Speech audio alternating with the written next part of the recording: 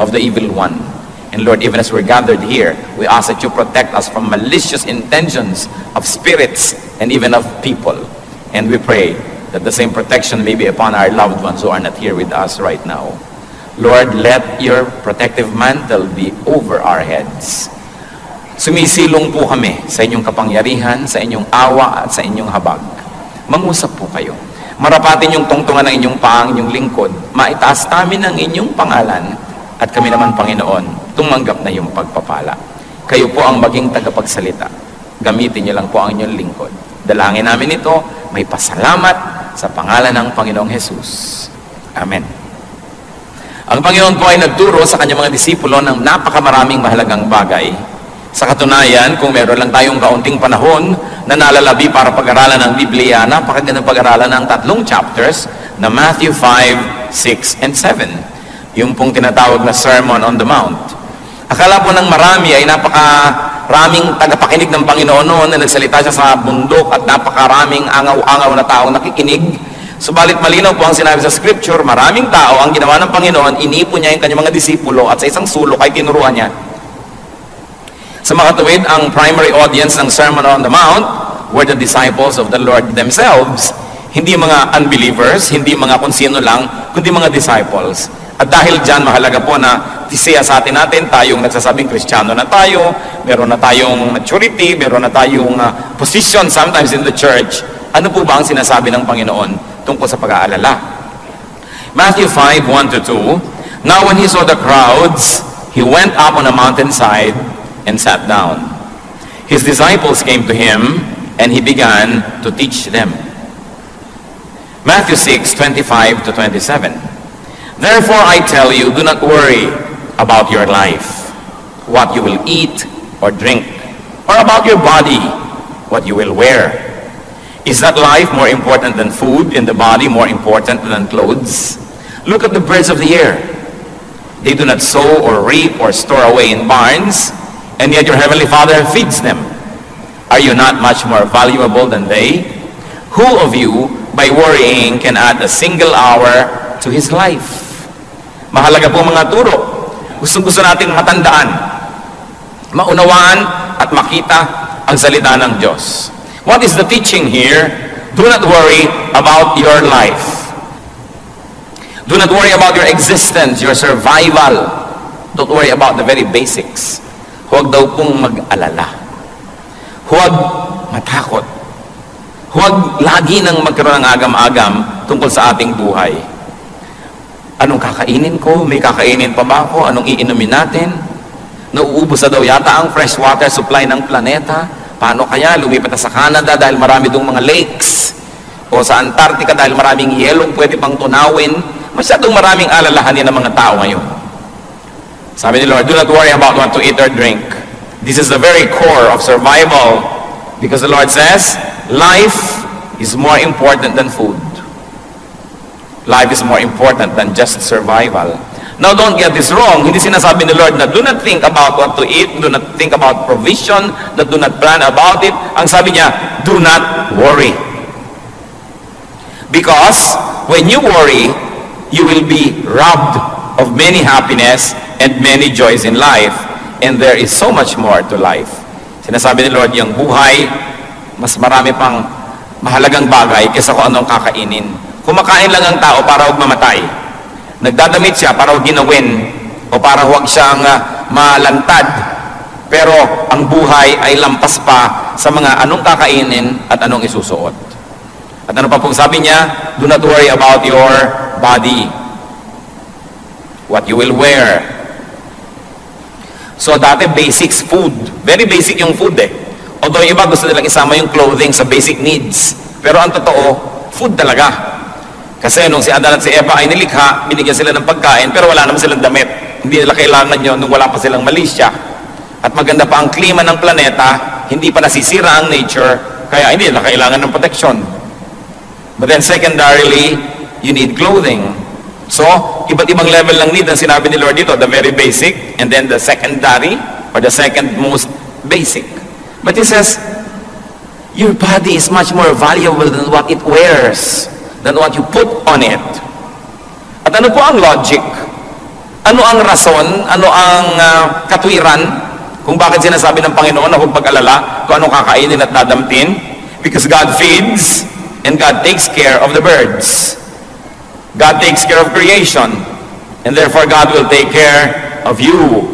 God will feed you. Ano po sinasabi dyan? Ang mga ibon nga, pinapakain Nakakita ka na ba ng ibon na nagtatanim? Nakakita ka na ba ng ibon na nagsasaka?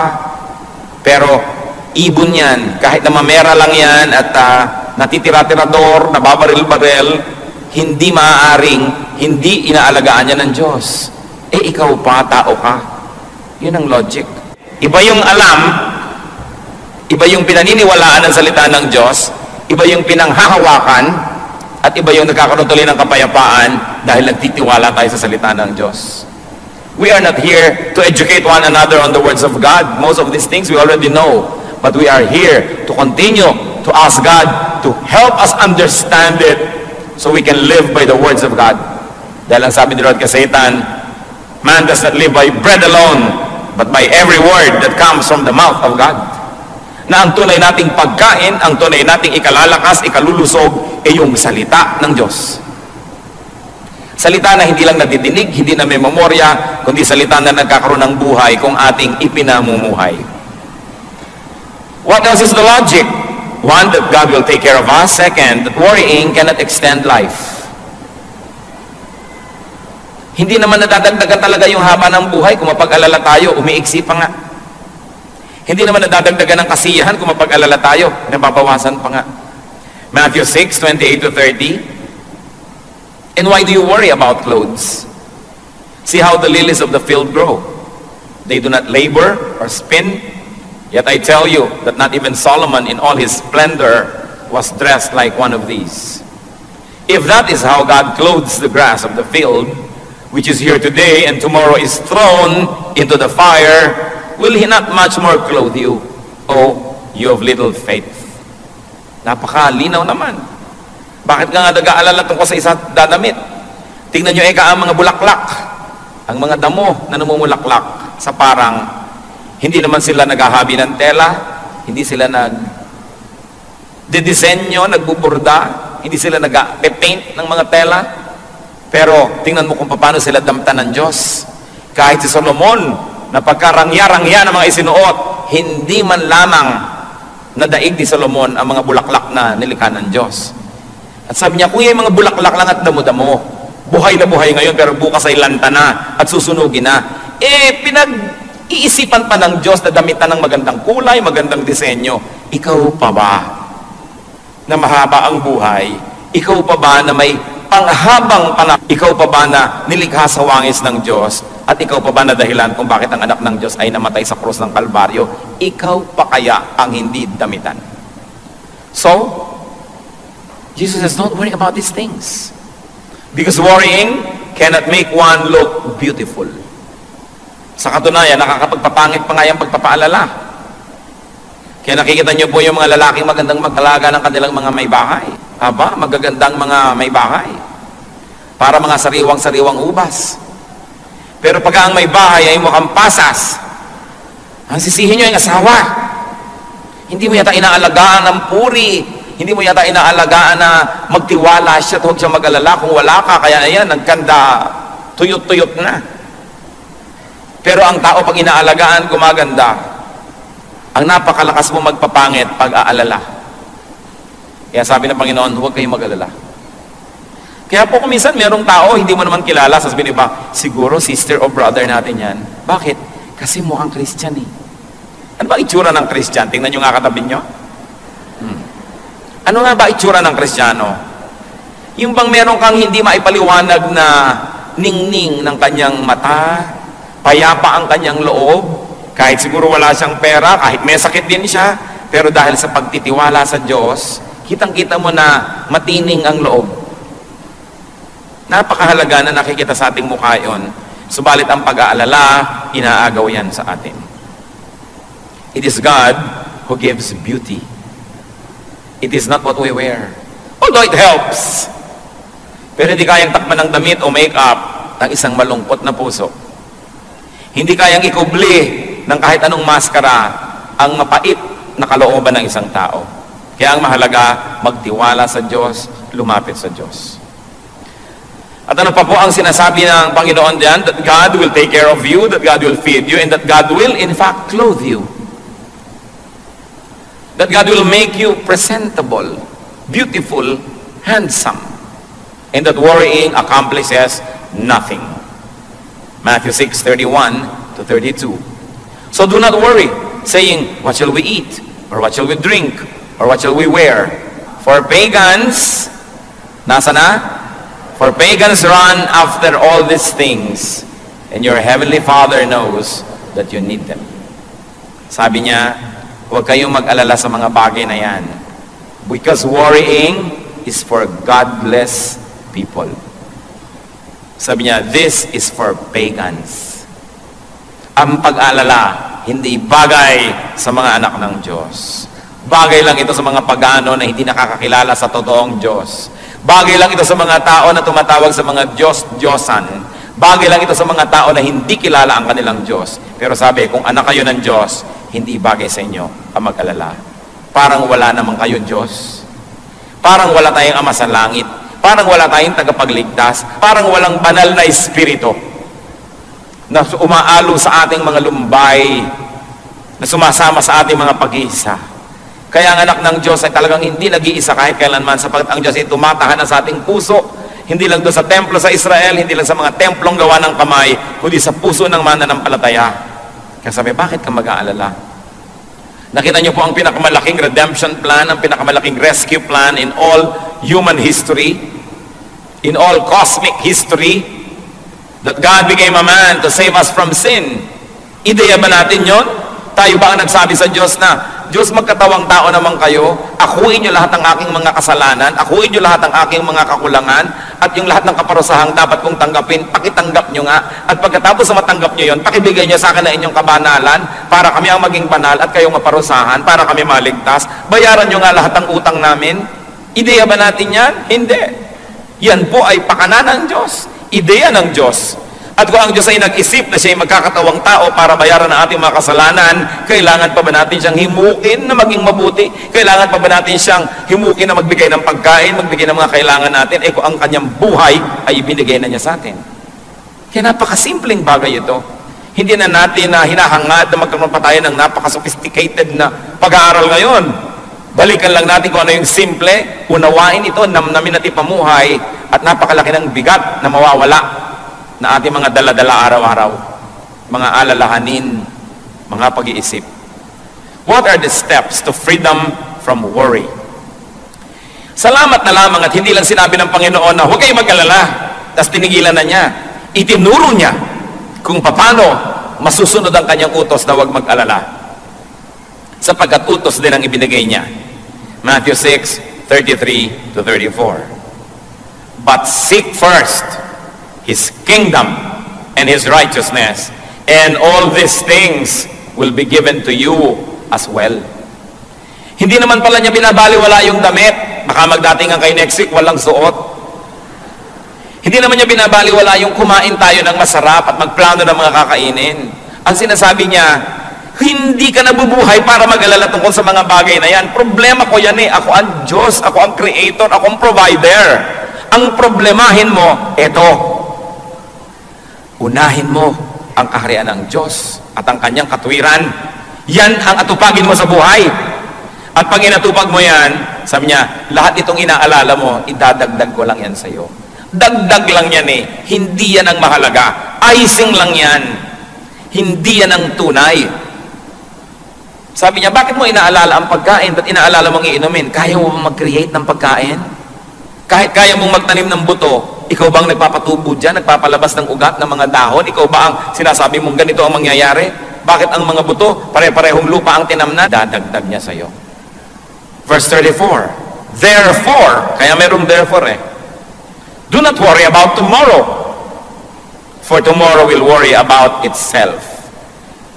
Each day has enough trouble of its own. So what are the steps to freedom from worry?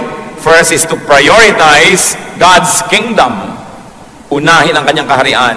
At yung kaharian niya, hindi lang yung bababa mula sa langit, hindi lang yung pagdating ng panahon, yung nasa puso na natin, that we have to expand God's kingdom in our hearts and in the world. Ang kaligtasan natin at kaligtasan ng iba, ang kanyang katuwiran, ang kanyang righteousness, unahin natin na maging mabuti, mabait, makadiyos, malinis.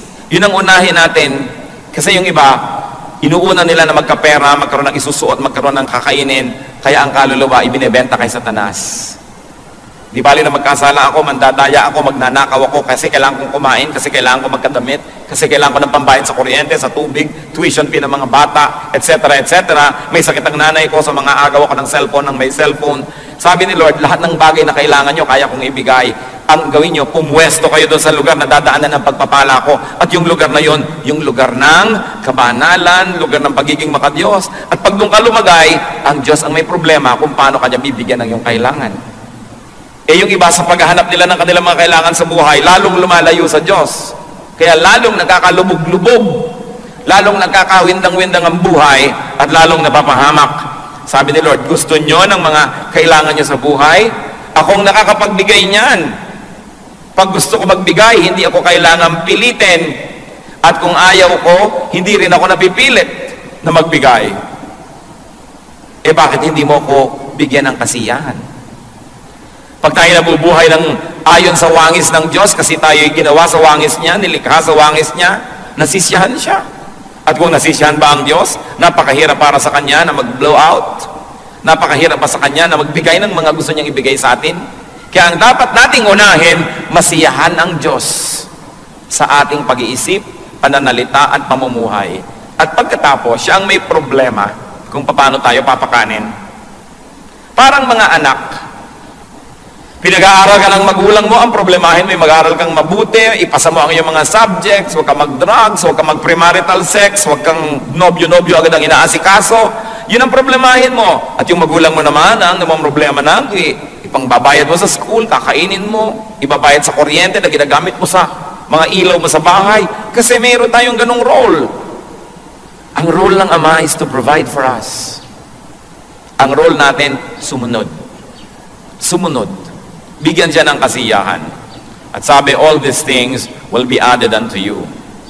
Why? Because you have placed yourself under God's governance, under God's economy, under God's care. Pag tayo po nagpakabuti, sa negosyo, fair ka, di ka nandadaya. Empleyado ka, di mo dinadaya ang iyong employer. Employer ka, hindi mo dinadaya ang iyong mga empleyado. Sasabihin ng logic ng mundo, ay, lugi ka. Because you can get more by cheating. Pero pag sumunod po tayo sa Diyos, inuna natin ang Kanyang kabutihan, ang totoo nun, ang ginagawa natin ay nagpapasakop tayo sa Kanya. Meron ba kayong mga alaga sa bahay? Sino sa inyo may mga alagang aso? Yan. Sino may mga alagang pusa? Sino may alagang ibang hayop pa? O, pagka po ba sila yung umiiyak at gustong kumain, binubugbog nyo? Hindi. Kumisa nga yung ribbon ng aso, ribbon din ng amo eh. Kung ano yung suot ng amo, suot ng aso rin. Pagka ba yung pet ninyo ay nagiginaw, eh, lalo nyo binubusan ng yelo? Pagka ba may ibon na dumapo sa inyong bintana dahil may bagyo at sira-sira ang pakpak niya, sabi nyo, ay, mahina ang ibon to, ano gagawin nyo? Dudurugin mong ibon? Hindi. Aalagaan mo dahil dumapo sa iyong bintana, nagpapaampon sa iyo. Sa palagay nyo, anong gagawin ng Diyos kung sa Kanya tayo nagpapaampon? Kakawawain ba tayo? Dahil sumusunod ka sa akin, masyadong honest ka sa negosyo, pues malulugi ka. Ganon kaya yon? Dahil hindi ka nandadaya, hindi mo ginagaya yung ginagawa ng iba na mabilis kumita, lagot ka, kawawa ka sa akin. Yun kaya ang gagawin ng Diyos? Hindi. Kung inaalagaan natin ang mga hayop, maski tayo ay tao at taong makasalanan, marunong tayo mag-alaga ng mga nagpapaampon sa atin, nagpapakupkup at nagpapaalaga, Diyos pa kaya ang hindi mag-alaga sa nagpapakupkup sa Kanya. Kaya ang dapat nating unahin sa buhay, to surrender to God, to seek God's protection, and to live by God's decrees. Because God is an infinitely better, in fact, He is the best keeper. Hindi ka pwedeng malugi dahil sumunod ka sa Diyos. How else do you step away from worry? Do not fast forward life's concerns. Yung kasing fast forward, hindi pa dumadating doon, pwede mo na i-forward yung tape, yung pelikula, kahit ano. Pero ang tinuturo po sa atin is to tackle only immediate concerns. Because today's grace is good only for today's needs. Tomorrow's troubles will be allotted God's grace tomorrow. Do not extend God's grace for today to tomorrow's issues. Ano po ang katuruan ng Panginoon? Binibigyan kita ng lakas para sa mga ipinapagawa ko sa iyo ngayon. Binibigyan kita ng kakayahan para sa mga dapat mong magawa ngayon. Kaya ka nang hihina. Yung ibinibigay ko sa iyong lakas na pang ngayon, fast forward mo na sa problema bukas, sa problema sa Miyerkules, sa problema sa next month, sa next year. Kaya yung lakas na pang ngayon, dapat sana'y sapat, kinakapos, kasi konti na lang itinitira mo, iminumudmud mo na doon sa mga problemang di pa dumarating. Matthew 6:11, ang turo niya, give us today our daily bread. Kung ano lang po ang kailangan ko ngayon, yun lang po ang ibigay niyo sa akin. Nakita niyo po itong nagpaulan ng mana o tinapay mula sa langit ang Diyos? Ang bilin niya sa mga tao, ipunin niyo lang yung kailangan niyo para sa araw na to. Eh yung iba hindi nagtitiwala. Sabi, ay naku, baka hindi na umulan bukas, baka wala ng mana bukas, be wise.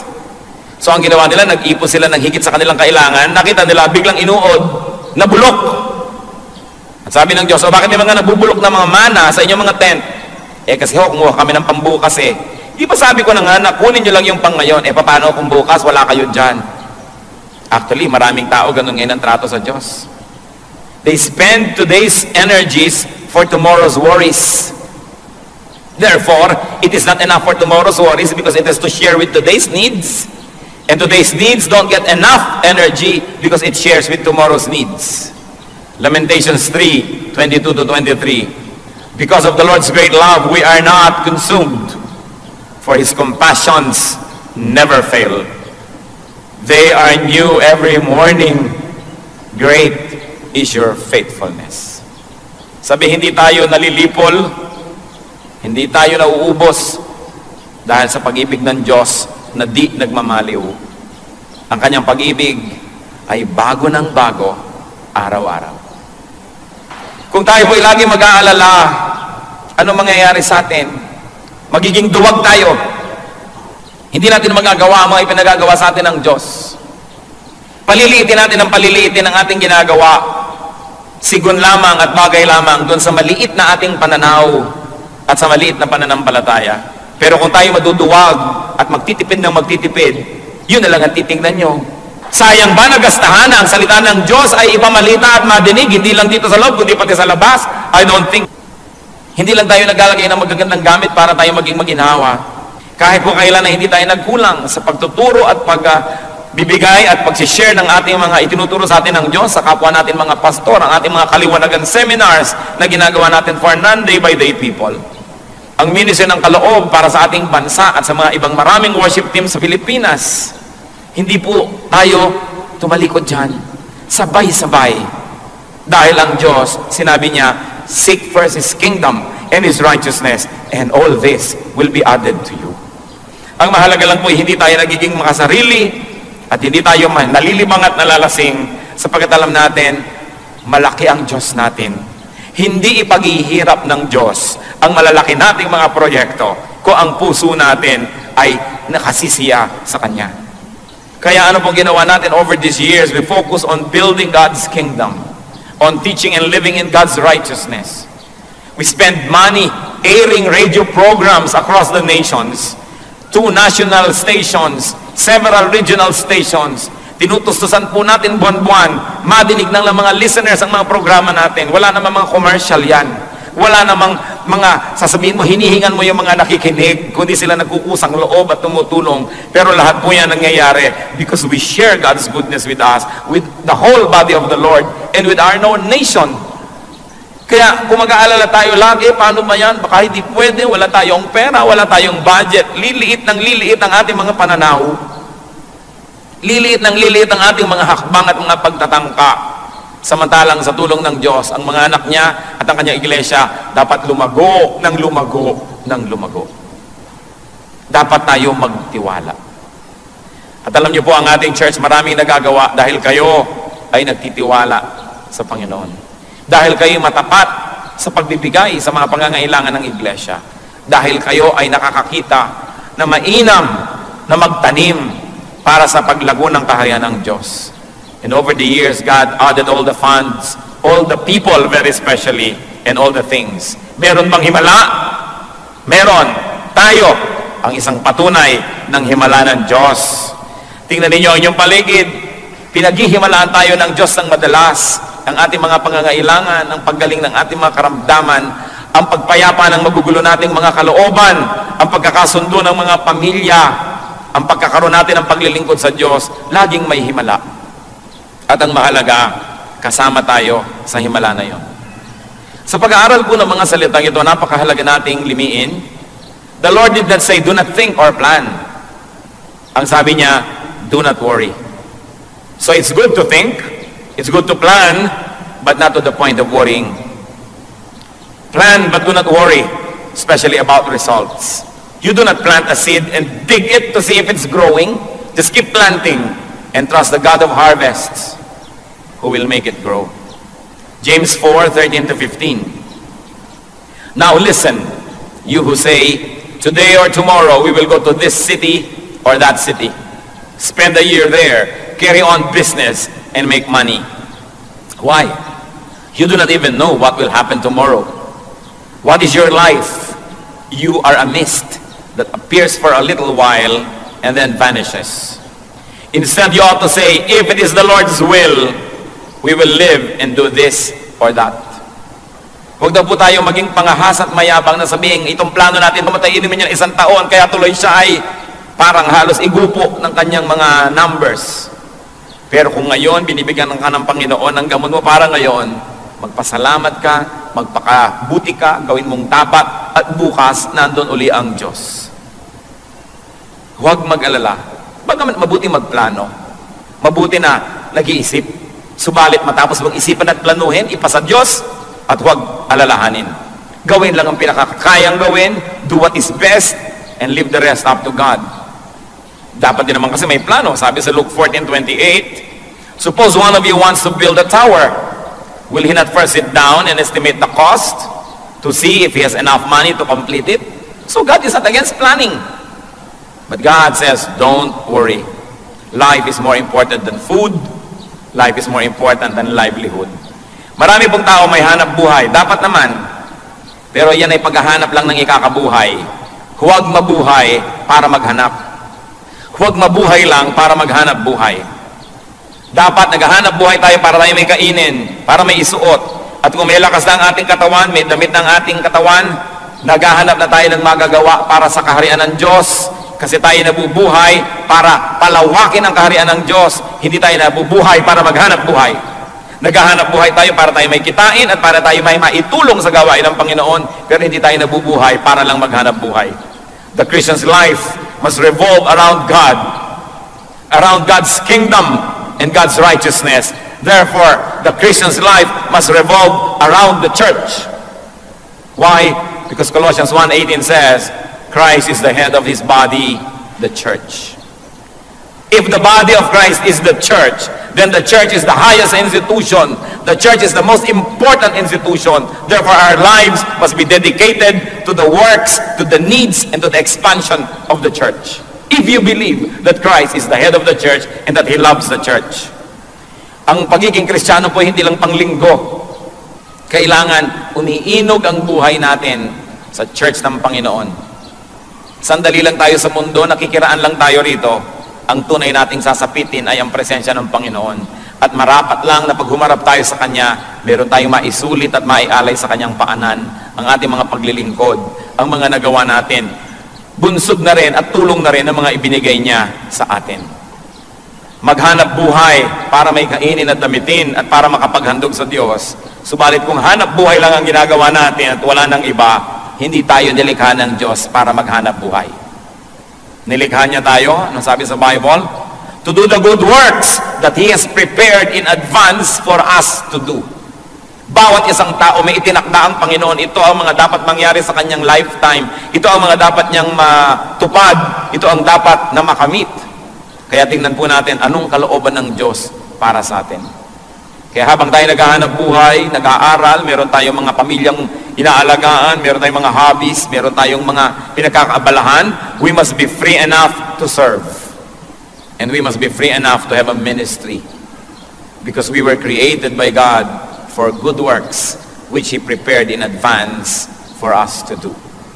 Failure means only this, being unable to accomplish the works that God has willed that will be done in our lifetime. Mahalaga po na magtagumpay tayo sa larangan na yan. And yet, through all this, be free from worry. Many people cannot serve God because they worry too much. They worry, hindi ko yata kayang gawin, wala yata akong kayanan, wala na yata akong oras, hindi ko na yata kayang gawin. Gawin ninyo at sa kanyo mapapatunayan. Sabi ni Lord, do this.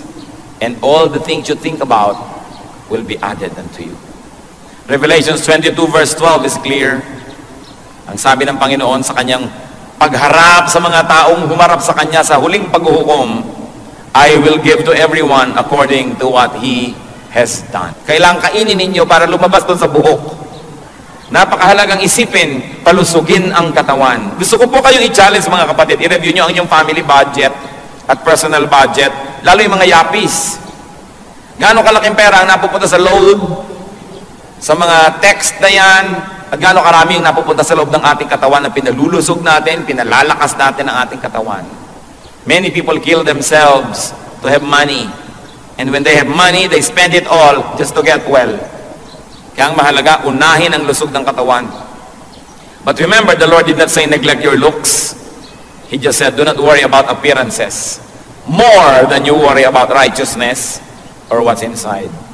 Matthew 6:33, but seek first His kingdom and His righteousness, and all these things will be given to you as well. Memoryahin po natin yung Matthew 6:33. Kailangan pa bang i-memorize yan? Yes.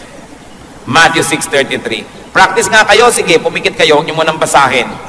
Pero practice tayo. But seek first His kingdom and His righteousness, and all these things will be given to you as well. O, i-recite nyo nga sa katabi nyo. Siyempre, makikinig muna yung isa, huwag kayong sabay. Okay, 1, 2, 3, go! O, yung kabila naman, yung isa, 1, 2, 3, go! But seek first, tayong sabay-sabay, but seek first His kingdom and His righteousness, and all these things will be given to you as well. Do not worry. Seek God's kingdom and righteousness. And remember who you are. Who are you? You are God's child. So you pray to your Father who listens, and take care of seeking God's kingdom and righteousness, and God will take care of everything else. Salamat, Panginoon, sa inyong mga paalala. Kung meron po sa amin dito mga mapag-alala, nervyoso, lagi na lang nag-iisip, anong kakainin, magkakapera kaya, pati isusuot sa burol, pinoproblema, ano kaya ang itsura ko, saan kaya ako ililibing, anong kulay ng ataol ko. Ituro niyo po sa amin, Panginoon, kung anong tunay na mahalagang isipin. Kayo na rin ang nagsabi, unahin ang inyong kaharian, unahin ang inyong kabutihan, ang inyong katwiran, at idadagdag nyo ang lahat ng ito sa amin. Ilang